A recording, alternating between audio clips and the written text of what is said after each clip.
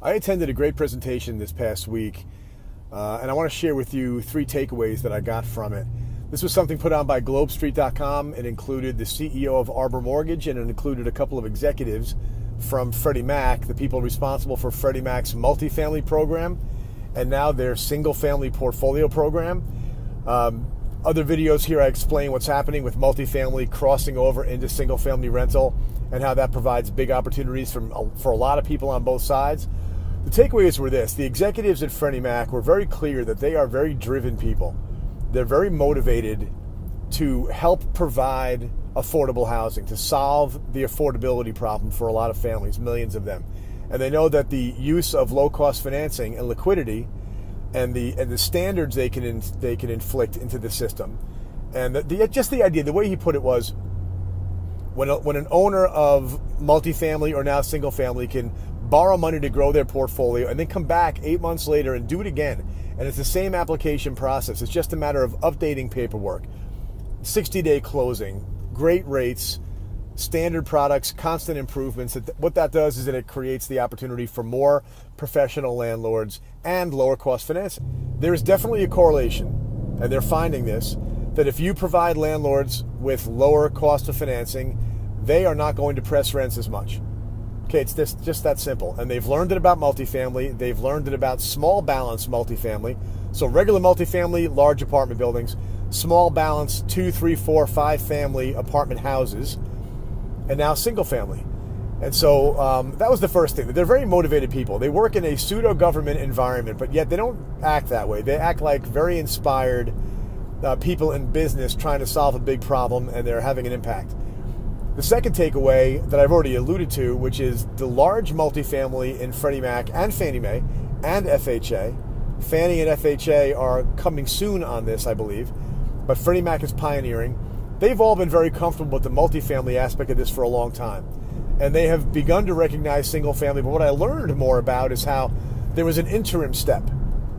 Large balance multifamily, then they got into small balance multifamily. They wanted to see that they could have the same kind of impact and the same kind of lower risk of professional, high-quality management if they worked with small properties also, 2, 3, 4 family houses. And they found that it worked. And they've been systematically lowering the minimum loan amount. So where the minimum loan amount for the single family has gone from $10 million to $5 million, so from real big portfolios to still big portfolios but not as big, we want to see it go further to include more entrepreneurial level landlords. Maybe not mom and pop, but somebody who owns 10, 20 properties, the sweet spot for Own America. And there are just hundreds of thousands of these people out there that own between them millions of properties, and they could benefit greatly from this if Freddie got comfortable with the risk profile of the lower balance. Now, they got comfortable with the lower balance on the low balance multifamily. That's already happened. That's down to a $1 million loan amount.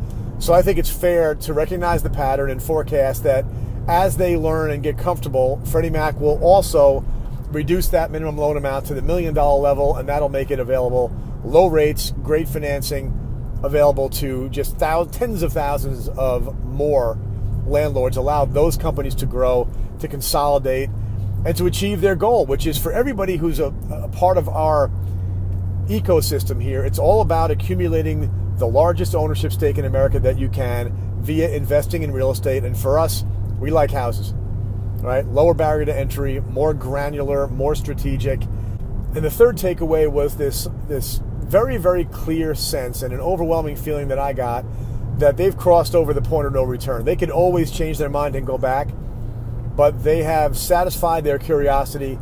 They like single family. They consider it an asset class that is a cousin to multifamily. And I think little by little, they're going to get to a place where they just blur the lines. They don't even see it as being different. They perform the same. The investors are out for the same objective. And the ability to provide affordable housing opportunities for families, because typically single family houses are shelter over families more than anything else, more than singles, that the ability to provide impact on affordable housing to families is something they're going to really get to like. So thanks for watching. Please share this, comment, and stay with us. A lot of exciting things happening. Thanks.